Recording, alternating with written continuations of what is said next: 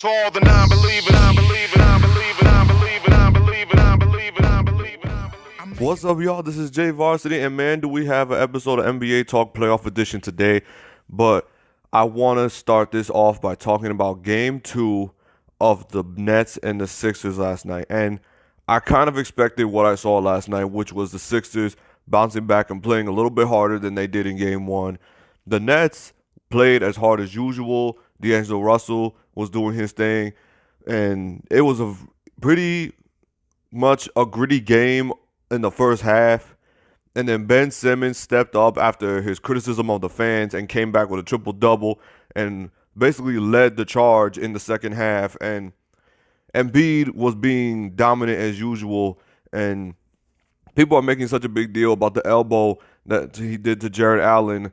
And it doesn't make it any worse that he was laughing about it in the press conference with Ben Simmons. But I'm trying not to make it as big as people try to make it out to be. I mean, I wouldn't try to intentionally try to give a man an injury and then try to laugh about it. But anyway, intentional or not, it's not such a big deal. But expect something in Game 3. But like I said, Brett Brown, as I heard in the press conference, was getting very loud with his team. That he started cursing people out and everything. And apparently Jimmy Butler likes it. He likes it when the coach just starts cursing people out and basically telling you you're not doing your job. And if you're not doing your job, that's basically what the coach is going to tell you to do. And they came back. Well, they came back and did their job. It's simple as that. And they scored 51 points in the third quarter. I mean, for God's sake, like that was ridiculous. Like that's what the Sixers offense is supposed to look like when they're all flowing and clicking at the same time.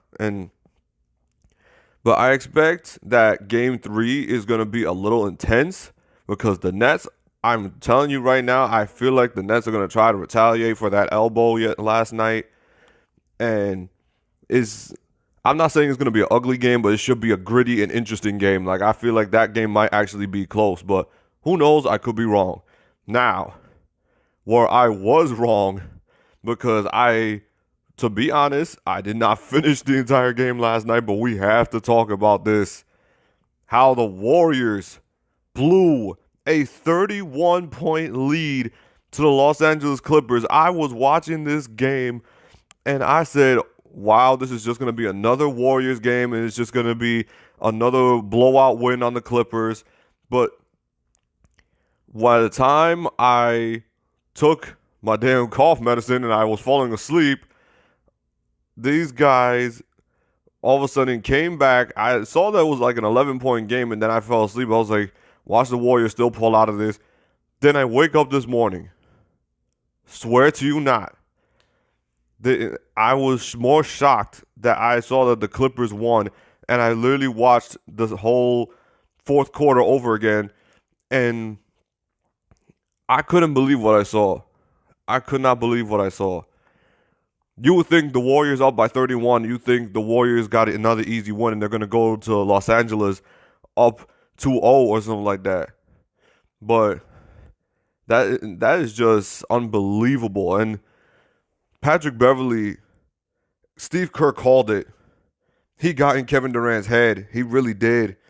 And I'm not shocked, to tell you the truth, because that's what he does. He picks on the best player and he tries to get in their heads. And Kevin Durant, after all the stuff he said about Patrick Beverley, which was nothing disrespectful, but for him to basically let him get into your head and then you have a performance like you did last night, it's rare when I see that Kevin Durant only takes 8 shots. 8 shots.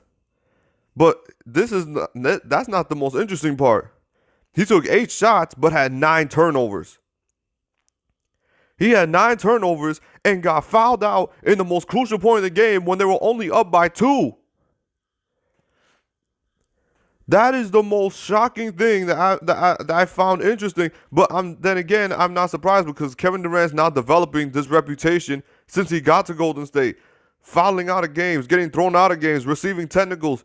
It's not who he is, and I don't know why he's swearing that this is who he is. He's trying too hard to be the bad guy that he wants people to root for.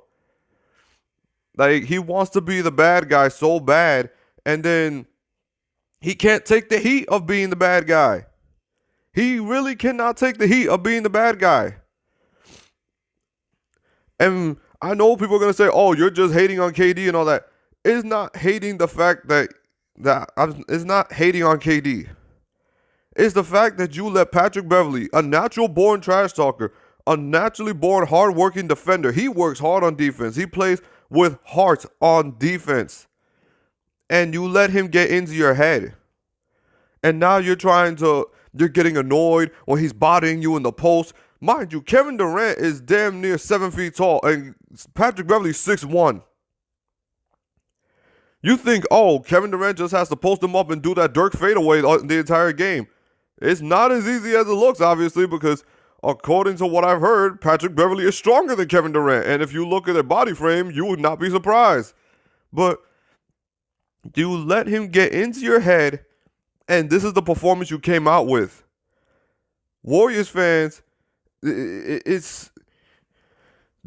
I'm not saying you should be concerned, because obviously I still think the Warriors are going to win the series, but for Kevin Durant to get so ill-triggered so fast, it's beyond unexplainable who Kevin Durant is trying to be. He wants to be this lovable guy, but at the same time, he's trying to be the bad guy, and it's like he wants to be a bad boy / lovable guy, and that's just not how it works. LeBron tried to be the villain already, and that didn't work. He tried to wear the black hat and just swore to God that he was going to be the most likable villain in the NBA, and that just didn't work.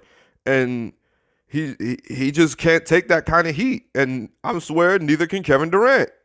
But on a side note, I do want to talk about how much does it suck that DeMarcus Cousins had to suffer a quad injury last night. I mean, this guy just has some bad luck, man. Like, I feel bad for this guy at some point, because to get to this point and get to the playoffs and then get hurt in game 2, who knows how long this is going to last, but I do feel like this is going to affect their rotation a little bit when it comes to their big men, because now I think they have to put Kevon Looney or Andrew Bogut in to last a little longer, and I don't think Andrew Bogut is fit to be playing longer minutes like that, and it does compromise the fact that KD or Steph has to be out there a little bit longer, and they have to play a little bit harder in their games, because their bench is not exactly as formidable as it was in years past, and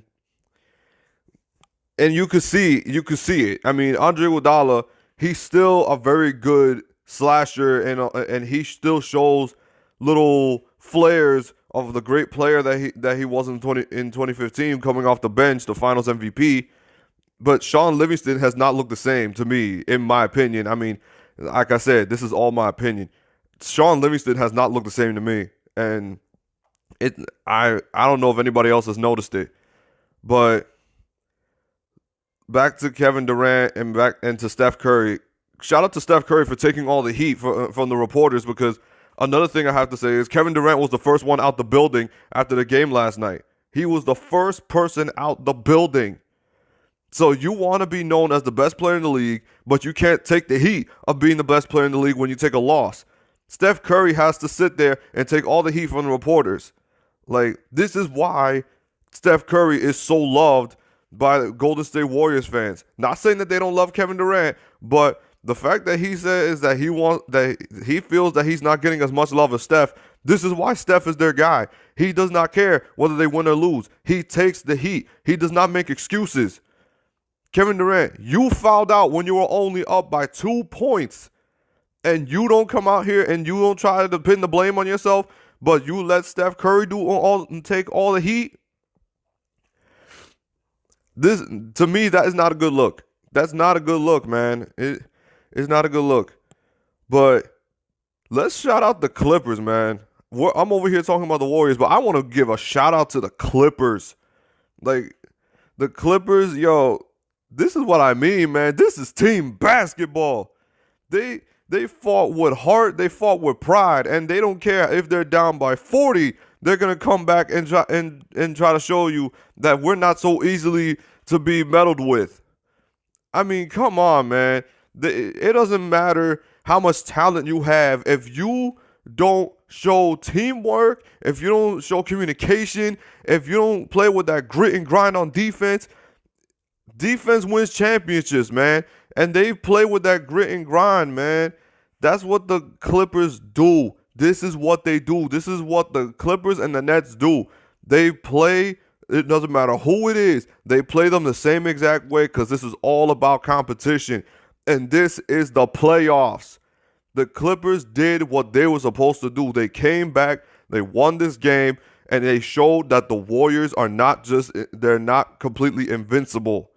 I'm not saying that the Warriors are completely vulnerable at this point, but this is a huge, huge boost in confidence when it comes to the Clippers, especially when they're trying to attract free agents this summer.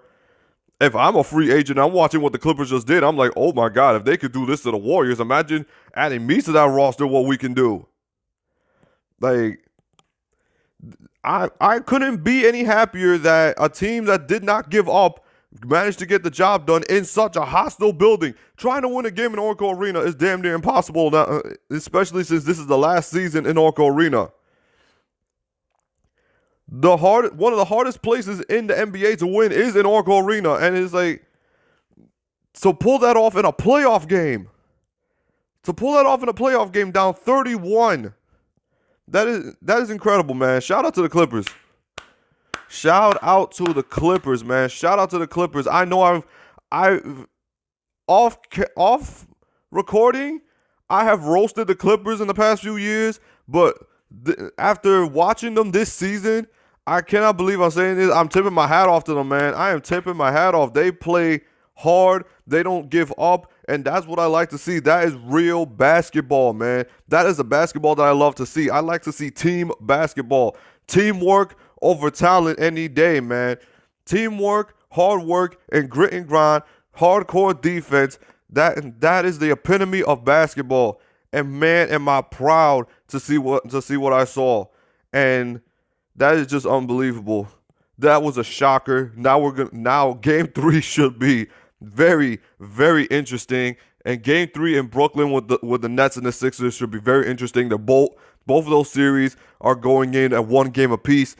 This was your boy Jay Varsity, and I'm telling you, this is just an epitomal time in the playoffs where this is what I love. I love shockers in the playoffs.